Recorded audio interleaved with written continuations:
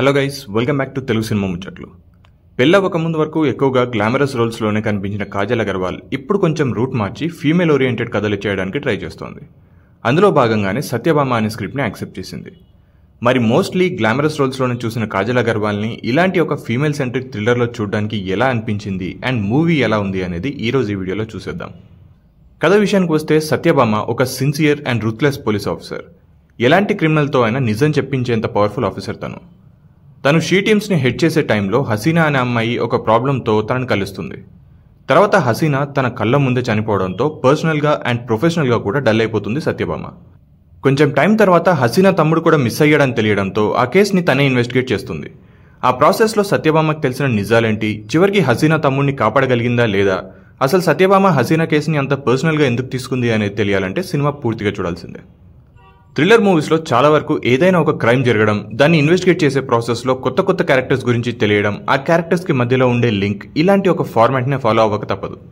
But still చాలా thriller మూవీస్ని audience థియేటర్స్లో enjoy చేయడానికి మెయిన్ రీజన్ అసలు క్రైమ్ చేసింది ఎవరు అనే క్యూరియాసిటీ పెంచేలా డిజైన్ చేసుకునే సీన్స్ అండ్ స్క్రీన్ ప్లే.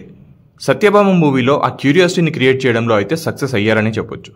స్టార్టింగ్లో జరిగిన ఒక క్రైమ్ సీన్ తర్వాత చాలా క్యారెక్టర్స్ని అందులో ఇన్వాల్వ్ చేసి వీళ్ళే ఈ క్రైమ్ చేస్తున్నారా అనే డౌట్ క్రియేట్ చేసేలా సీన్స్ని అయితే ఇంట్రెస్టింగ్గానే రాసుకున్నారు.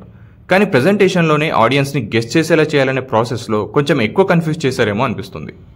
స్టార్టింగ్లో క్రైమ్తో మొదలుపెట్టి తర్వాత చాలా elements like drugs, virtual gaming, terrorism, human trafficking ఇలా చాలా వాటిని ఇన్వాల్వ్ చేయడం వల్ల సినిమా చూసే ఆడియన్స్ కొంచెం బోర్ ఫీల్ అయ్యే ఛాన్స్ కూడా ఉంది. అలాగే కాజల్ క్యారెక్టరైజేషన్కి కూడా కొంచెం అతిగా బిల్డప్ ఇచ్చేలా కొన్ని సీన్స్ కూడా ఉన్నాయి. బట్ తన ఇన్వెస్టిగేషన్ మాత్రం ఆ బిల్డప్కి తగ్గట్టుగా మాత్రం ఉండవు. లాస్ట్లో క్రిమినల్ దొరికాక తను అలా చేయడానికి చెప్పే రీజన్ కూడా అంత స్ట్రాంగ్గా అనిపించదు. యాక్టింగ్ విషయానికి వస్తే కాజల్ అగర్వాల్ని ఇలాంటి రోల్లో చూడడం కొంచెం కొత్తగానే అనిపించిన ఒక పవర్ఫుల్ పోలీస్ ఆఫీసర్కి ఉండాల్సిన బాడీ లాంగ్వేజ్ తనకు లేనట్టు అనిపించింది. కొన్ని ఎలివేషన్ సీన్స్ కూడా తనకు అంతగా సెట్ అవ్వనట్టే ఉంటాయి అండ్ తన క్యారెక్టరైజేషన్ అండ్ పర్ఫార్మెన్స్ కూడా సోసోగానే ఉంటాయి. నవీన్ చంద్ర అండ్ ప్రకాష్ రాజ్ క్యారెక్టర్స్కి అసలు ఏమాత్రం ఇంపార్టెన్స్ లేదు. ఇక్బాల్గా చేసిన ప్రజ్వల్ యద్మ ఆ రోల్కి బాగా సెట్ అయ్యాడు. అంకిత్ కొయ్య, హర్షవర్ధన్, రవివర్మ, సంపాద, నేహా పతాన్ అండ్ మిగతా వాళ్ళ రోల్స్కి తగ్గట్టుగా బాగానే చేశారు. టెక్నికల్గా ఈ మూవీ పర్లేదు. శ్రీచరణ్ పాకాల బ్యాక్గ్రౌండ్ మ్యూజిక్ ఈ సినిమాకి మేజర్ హైలైట్. చాలా సీన్స్లో కొంచెం డల్ మూమెంట్ అనిపించిన ప్రతిసారి తన background మ్యూజిక్తో intense పెంచేశాడు.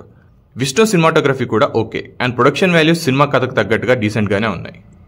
Director Suman Chikkala కథ బాగానే ఉన్నా దాన్ని స్క్రీన్ మీద ప్రజెంట్ చేసే ప్రాసెస్లో కంప్లీట్గా సక్సెస్ అవ్వలేకపోయాడు. బట్ డెబ్యూ డైరెక్టర్ అయినా కొన్ని ఫ్లాస్తో లాస్ట్ దాకా ఎంగేజ్ అయితే చేయగలిగాడు. ఓవరాల్ సత్యభామ ఒక డీసెంట్ థ్రిల్లర్.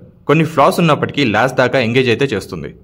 థ్రిల్లర్ లవర్స్ డెఫినెట్గా ఈ మూవీని ఒకసారి చూసేయండి. ఒకవేళ మీరు ఈ మూవీ ఆల్రెడీ చూసుంటే మీకు ఎలా అనిపించిందో కామెంట్స్లో చెప్పండి. అలాగే వీడియో నచ్చితే లైక్ కొట్టి షేర్ చేసి మా ఛానల్కి సబ్స్క్రైబ్ చేసుకోవడం మాత్రం మర్చిపోకండి. Thank you.